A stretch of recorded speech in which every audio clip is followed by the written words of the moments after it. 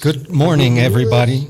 I'd like to welcome you to your home. This is our channel where we are about to begin with the nationally and internationally broadcast a press conference that will help us understand advanced technology from an unknown origin. We'd like to thank each of you, and I'd like to welcome each of our guests, like Congressman Eric Burlison, who's a representative of the state of Missouri from the United States. Thank you, Congressman Burlison, for being here. I would like to make the following comment of what you've seen. What are your impressions, please, of what you have witnessed here today? Please. I'm here because this is Congressman Eric Burlison. To not just the United States, but to the world. And this effort, we've been blocked in Congress. We've been blocked from receiving the briefings that we need. And so I think that it's long overdue. Look, it's not any government's right to protect any knowledge about extraterrestrial or non-human intelligence if it exists. And so we have too many people reporting things. We have too many videos coming out to ignore it. I think I have a responsibility on oversight to investigate it and do my due diligence, and that's why I'm here. And so thank you for hosting this, and I'm looking forward to seeing further scientific discovery. Any comment about the boogosphere? It's a remarkable, it's very interesting. I'm looking forward to seeing what the studies come. Thank you very much. Well, late one afternoon near Buga, Colombia, people noticed this strange sphere flying through the sky. Take a look at this. What in the world is this? Is it like a soccer ball, a balloon? No. A treasure hunter, Jose Restrepo, was simply metal detecting nearby when the same sphere plummeted from the sky, sparked a power line, and then landed at his feet. So many people saw it, eyewitnesses seeing it, capturing it on film. This set off, of course, international sensation. Like, what is this thing moving laterally, up and down, then plummeting to the earth? This enigmatic orb, later dubbed the Buga sphere, reported suddenly tripling in weight from roughly 2 kilograms to 10 kilograms.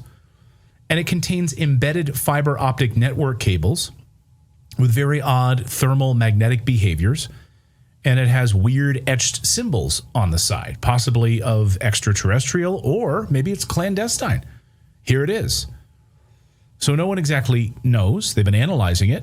Then overnight, men dressed in fake police gear tried to steal it after it was under lock and key. Dr. Stephen Greer has been there in Mexico with his team investigating this, and he just posted this on social media. Watch. We've just been notified by Jaime Mason that there was an attempt by fake policemen to enter the vault where this Bugosphere is stored, and we have notified security and the apparatus I'm working with under law enforcement. And you should know that the other risk here is that we have taken specific samples from the Bugosphere that will be tested in a state-of-the-art lab to prove whether or not the metal, as well as some of the other components, are of Earth or outer space origin. So what in the world is this? Well, someone who went to Mexico to lay eyes on this and actually get a firsthand experience of this is Representative Eric Burlison, member of the United States Congress, who joins us now while he's not dealing with the Biden family corruption and who was using the auto pen, which you've been knee deep in those hearings as well. But you've also been trying to figure out what in the hell landed in Colombia. Congressman, great to see you. Welcome back to the show. Great to see you, Clayton and Natalie. So what, you were there, I mean, what's your just kind of on the ground assessment of what this thing is? Now, why did you go? I remain skeptical. I went because I feel like I have a responsibility. I'm on the committee that investigates these things. I'm on the oversight committee and the task force for disclosure. We are specifically involved, in an effort to try to figure out what is going on in our skies, whether it's these things that look like drones, or these spheres that are floating around, or orbs that look like plasma orbs. There's been a lot of sightings. A lot of we've had people come and testify, pilots come and testify that they've had near miss experiences with some of these objects. And so at the end of the day, that's what we're doing. We're trying to get down to the bottom of what this is. And so that is why I went. So tests being performed on this thing. In the initial tests and assessments, what are we finding? Well, just in looking at the sphere, it is an interesting object. What's intriguing to me is that at first glance, it looks handmade, and so it's interesting in that regard. What they've taken some of the samples, and I think what they're going to do, the metallic samples, and that was actually pretty. I watched that negotiation happen where they decided how much they were going to be allowed to cut out, the scientists, and they're going to take that metallic sample and try to determine if that metal originated from Earth or from off-world from Earth. And so they needed a particular amount of material in order to determine that, and so that was a difficult task, but they were able to get that. And then they took samples from these holes that are on the side of the sphere that go around basically what would seem like the equator of the sphere. And in each one of those holes, and I did see it under microscope, you could see a design that was, so within each hole, you had hundreds and hundreds of other small holes that might have been, that were called similar to fiber optics, right? And so they've taken that material, and that material can be tested for carbon dating, see how old it was, et cetera. So it was good to be there to see them take these samples directly, because then whenever I see the results and knowing the team that's actually doing the study and the scientific team that's going to be evaluating the results, I do have confidence in that team. I mean, how is this thing flying sideways? I mean, so I'm with you. I remain skeptical. I know that the United States government has incredible technology. Now, is it because of reverse engineered of these craft that have been downed and we have in our possession? But how is this thing? I mean, did you see any sort of propulsion mechanism on it? Is it using some sort of an anti-gravity technology that we just don't understand, how the thing is like floating sideways and it's able to go up and down and maneuver without wings or propulsion or any sort of a heat signature? Yeah, they had some speculation. I'm not sure that I agree with what their speculation was, but they tend to think that shape within the sphere resembles the Tesla coil and the tower that Tesla had invented, and so which has to do with creating static electricity. Anyway, the scientists in Mexico City, not to be confused with the scientists that were from the United States that came down to take the samples, but the scientists in Mexico City had come up with that theory. I'm not sure that I buy that theory, but again, I'm from Missouri. If you could show me, I'll believe it. And so that's kind of where I'm at. Another way that you could explain these objects is that they might be tethered. They might be tethered from a larger drone that's very high above these orbs, that's tethering it and like almost like a fishing bob. Yeah. So that could be an explanation, but at the end of the day, I was there to see that. Also, we had reports that there was mummies that were found in Peru that were alien mummies. And whenever I spoke with David Grusch, who was the whistleblower from the UAP, from the Pentagon that studied this stuff, I was actually probably not going to go because I thought that there's no way that that's real. And he recommended that I do, because he said that based on the physiology of what he's seen in some of these mummies, not all of them, some of them are faked, but some of the mummies that exist in Peru, that based on the physiology, they are congruent with what he has seen in briefings in his former role. Can you tell us a little bit about the international collaboration and whether or not you feel like the United States has a pathway to getting straight answers from other governments that are also looking into this, or not, in fact?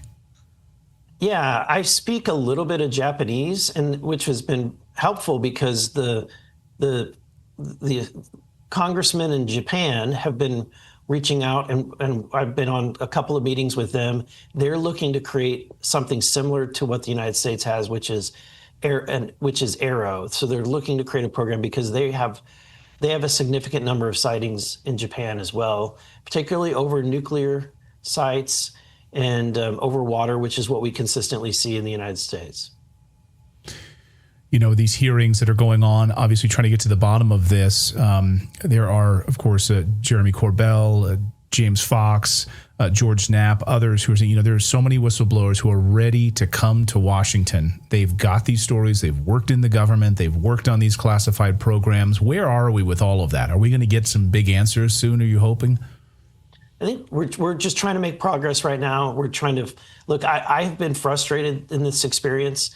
For example, one of the individuals that recently retired, the deputy director of Arrow, he was on a media circuit where he said that he spoke with the Department of Defense and the individual that was managing the special access programs that he had access to, and was prepared to give that briefing to myself and other members of the disclosure task force, and they were denied the ability to give us that briefing by someone in leadership, whether he believed it was either the speaker or the chairman. But so we're trying to figure out what exactly happened. It's extremely frustrating when you're put into a position where you're supposed to be investigating something and you're getting blocked at every turn. So that's kind of where it is frustrating. That's why I'm doing everything I can to kind of to continue to push. And if there are whistleblowers, if anybody's watching this and you have something to say, please reach out, because we're trying to get information from any place that we can.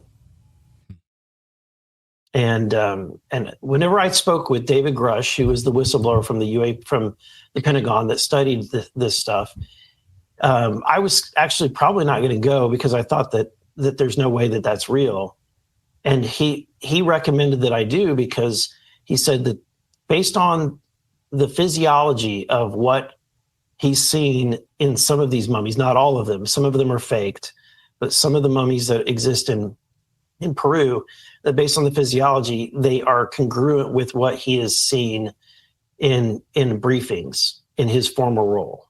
This is pretty wild. When Representative Eric Burlison went to Mexico to check out the giant's hand, because he wasn't able to check out the bodies of the tridattils, those are in Peru, as far as I'm concerned. And the little ones are the ones that are not considered real by the experts. We were wondering who convinced him to go to Mexico.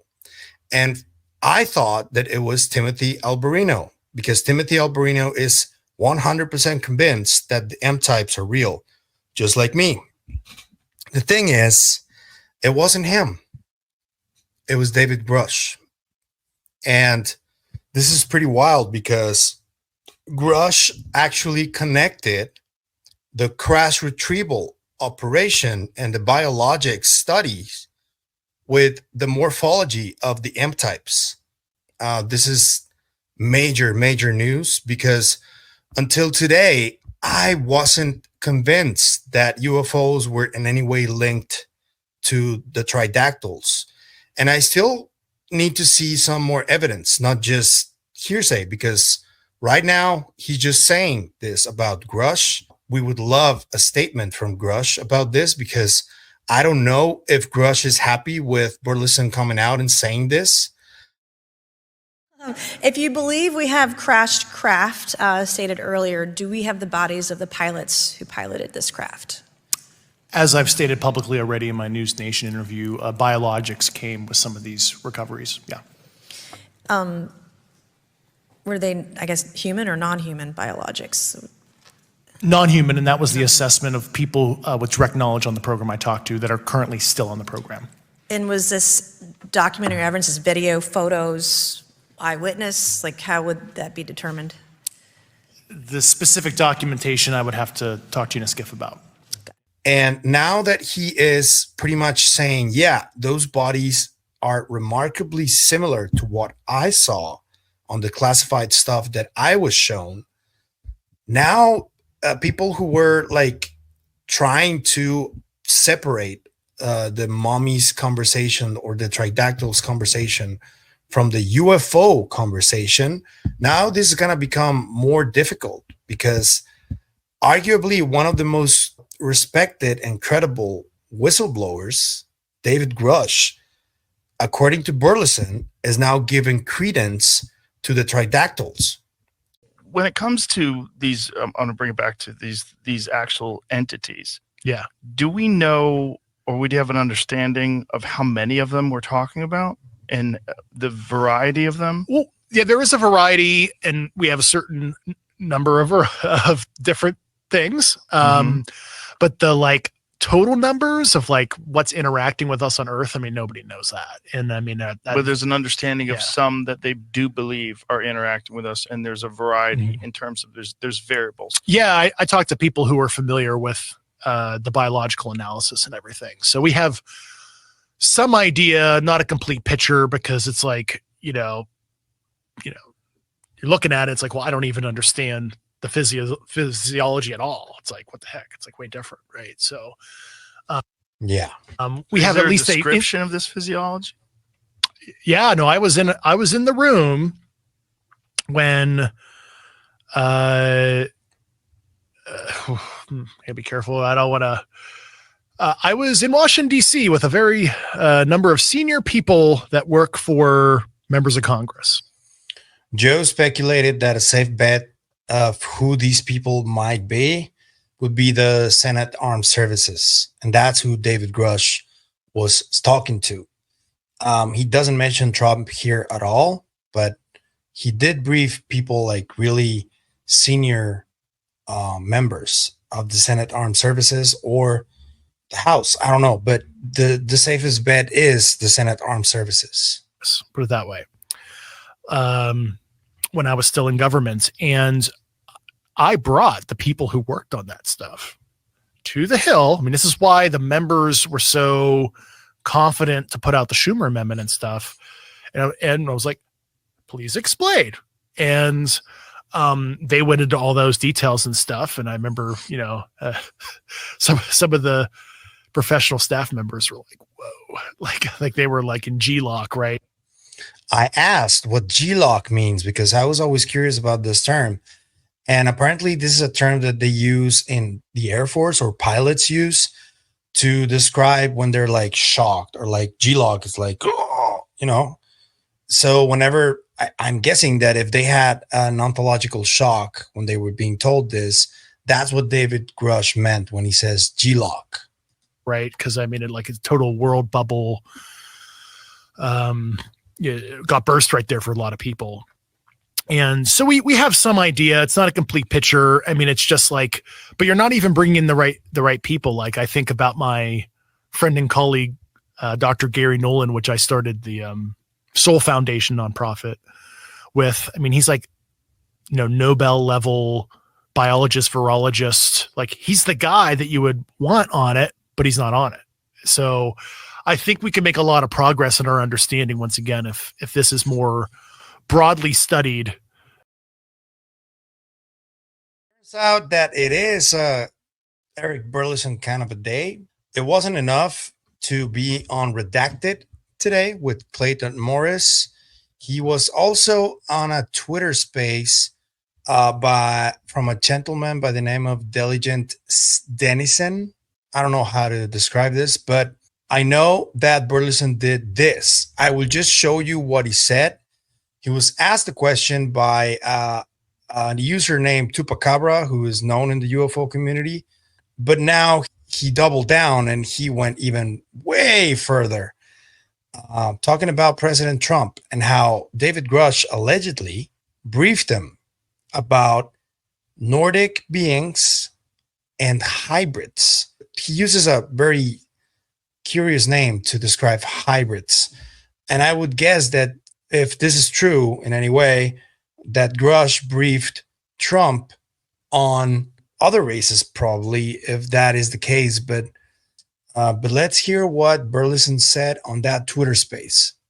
That the Nordic people or the Nordic aliens are like a few hundred years more advanced than we are, but they're not super advanced. They're not like, he said the Greys, whatever is sending the Greys is extremely advanced, like thousands and thousands of years more advanced than us, because it's doing all the anti-gravity stuff, all the crazy, all this crazy stuff that's very highly advanced. And a lot of it is what he says with the Greys is psionic. So they basically don't have physical interfaces. They're using their mind, and that there's an interface that picks up thought, and then that and that's how they operate these vehicles, is out of psionic. But the Nordic people somewhat resemble humans, and they have been experimenting with crossbreeding with humans. And he says some of them, that there are aliens that are crossbreeds living in the world. So we got a second time in less than a week, people talking about hybrids and Nordic beings. That's the first time this week, but we know that Representative Burlison and that UAP panel spoke about these races that are being reported and have been reported for years.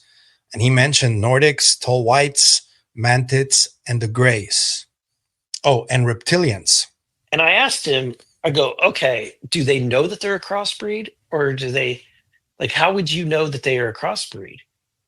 And he didn't have an answer for that. Like he didn't know if they knew what, but he said that the briefings he's had talked about them. And he said when Trump was briefed on this topic, because Trump finally had a briefing and he was in the middle of impeachment, like he was in the middle of being impeached. So he's going through that. And then he had like this existential briefing that just kind of rocked his worldview. He joked in the briefing, whenever they said that there are these half breeds, he joked that Adam Schiff must be one of them.